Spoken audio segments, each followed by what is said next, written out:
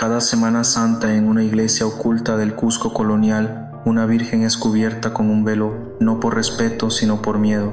Dicen que si la ve sin él, quedará ciego, porque esa virgen llora sangre, y quien presencia su llanto queda maldito.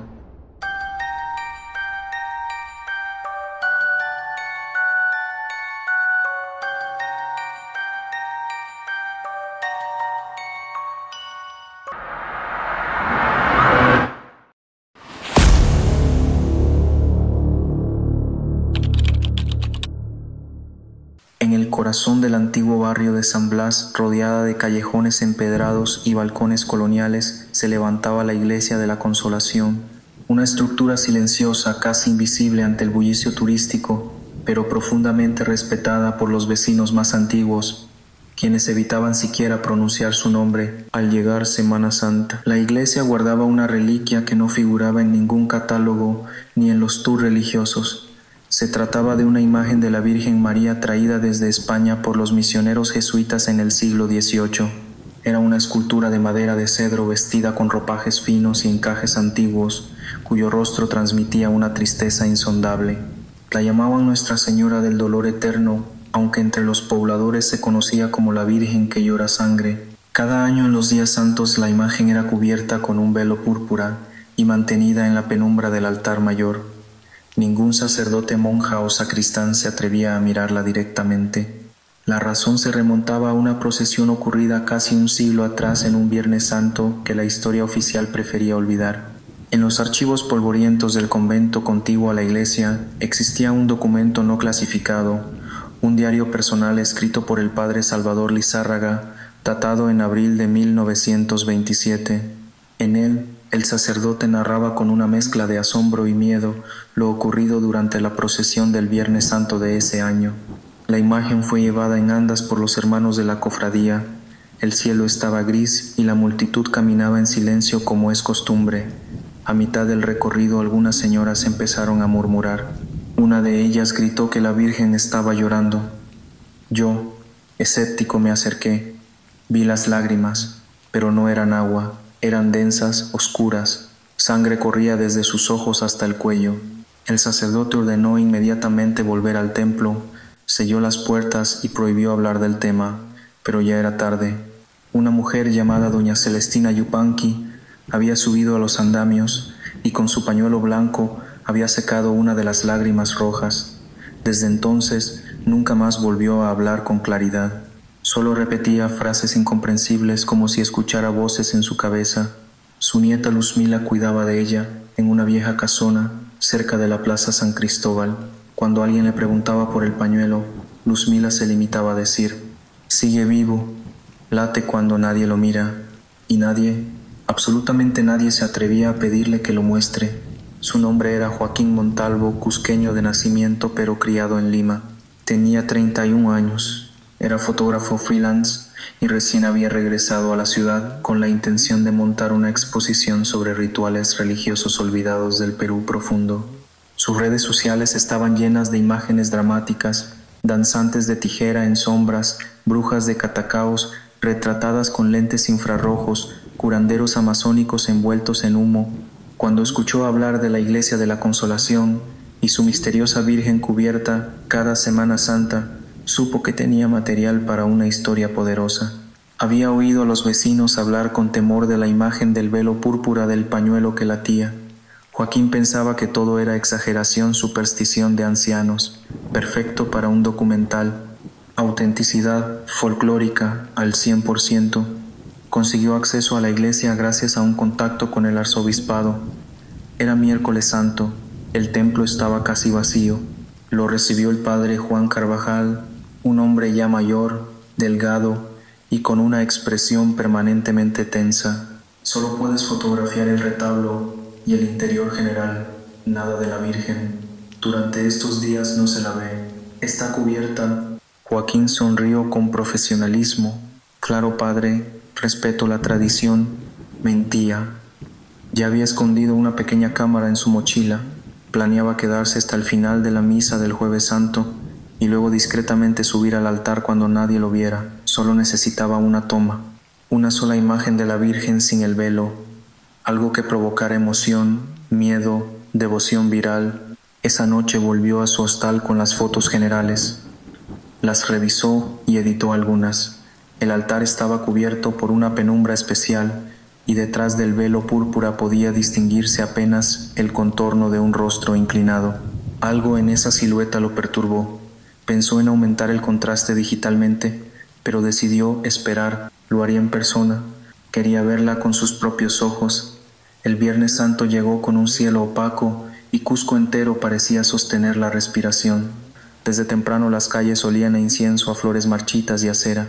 La ciudad se cubría de un silencio religioso que hacía crujir hasta las piedras. Joaquín se camufló entre los fieles. Asistió a la misa, tomó fotos discretas desde los últimos bancos y esperó. Cuando el templo se vació, al anochecer, regresó por una puerta lateral usando la copia de llave que le prestó un viejo sacristán a cambio de unos cuantos billetes. La iglesia en completa oscuridad tenía un aire más pesado. La madera de los bancos crujía, los vitrales apenas filtraban la luz lunar y el altar parecía aún más lejano de lo que era durante el día. Encendió su linterna, subió con cuidado las escaleras del altar mayor. Frente a él la Virgen cubierta, el velo caía como una cascada de sombra púrpura. Joaquín tragó saliva, sintió un leve temblor en las manos, pero no era miedo, era ansiedad. Estiró la mano, lo que ocurrió al tocar el velo, no lo esperó. Sintió un latido como si la tela misma tuviera pulso. Retrocedió un paso, pero la curiosidad lo empujó más fuerte. Retiró lentamente el velo revelando el rostro. Allí estaba la Virgen del Dolor Eterno. Sus ojos eran de vidrio antiguo y sin embargo no eran estáticos, no eran fríos, estaban húmedos. Una lágrima espesa se deslizaba por su mejilla izquierda, roja oscura, inconfundible sangre. Joaquín dio un paso atrás. El corazón se le aceleró, pero el impulso profesional fue más fuerte. Levantó la cámara y tomó una foto, luego otra y otra más. Fue entonces cuando notó algo en el visor, los ojos. La Virgen lo estaba mirando directamente. Quitó la cámara del rostro. Los ojos estaban en otra dirección, pero al mirar por el visor otra vez, lo seguían. Se quedó paralizado, sintió que algo caminaba detrás de él, pero no escuchó pasos sino algo peor, respiración ajena. Giró de golpe. No había nadie, y sin embargo el aire ya no olía a incienso, olía a tierra mojada, a cera derretida, a tumba. Joaquín no podía apartar la mirada de los ojos de la Virgen. Era como si una fuerza invisible lo empujara a mantenerlos fijos. Intentó apartarse, pero sus piernas parecían no responder. Algo lo mantenía allí, como una presa atrapada por un hechizo ancestral. El aire se volvía más denso. La respiración que sentía detrás de él ahora era clara, nítida, como si alguien estuviera justo a su espalda.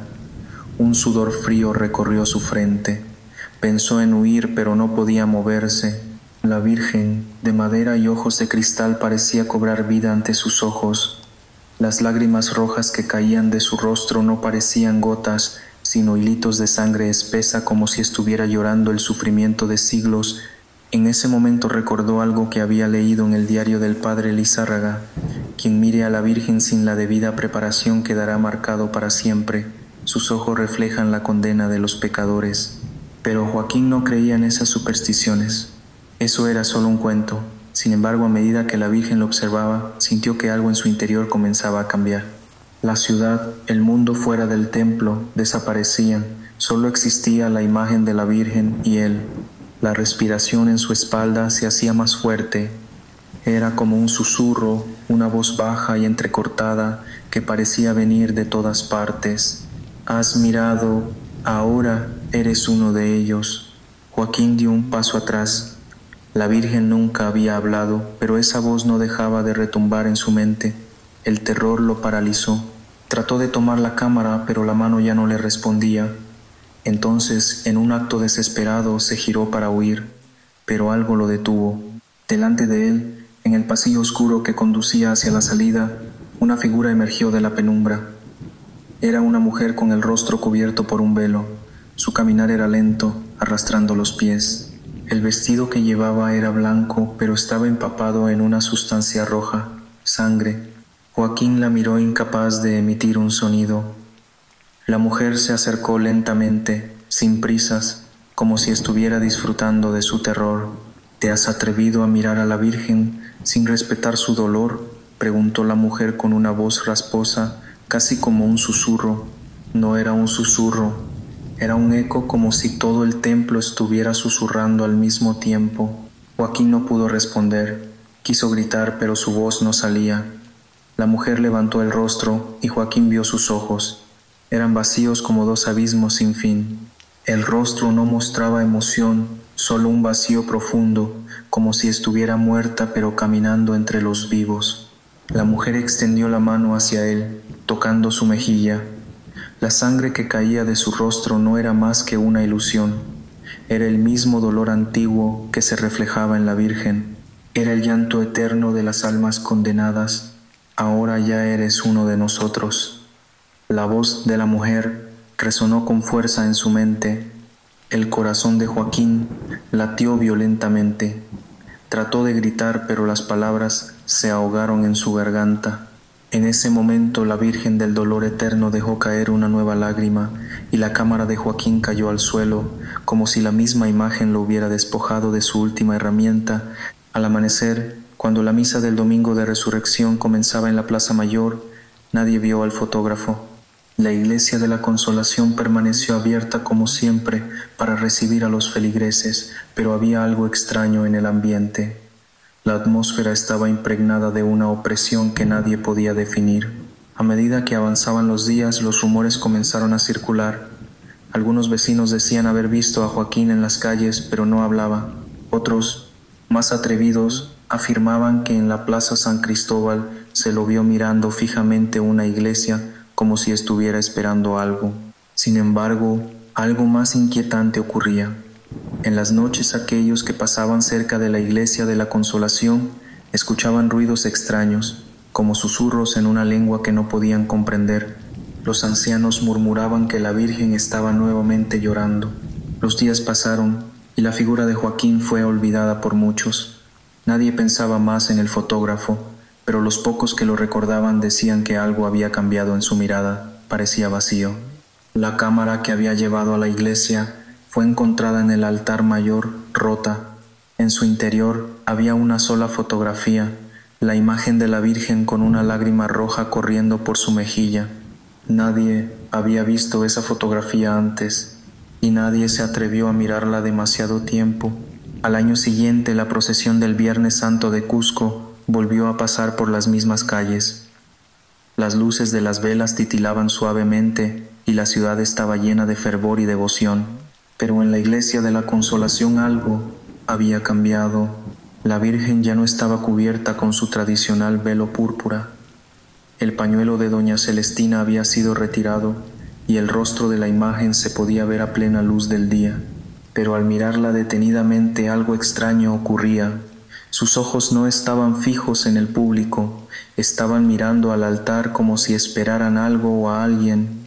Nadie mencionó el nombre de Joaquín Montalvo, pero todos sabían que cada vez que llegaba la Semana Santa, alguien se veía obligado a recordar la advertencia que había acompañado a esa Virgen desde tiempos remotos.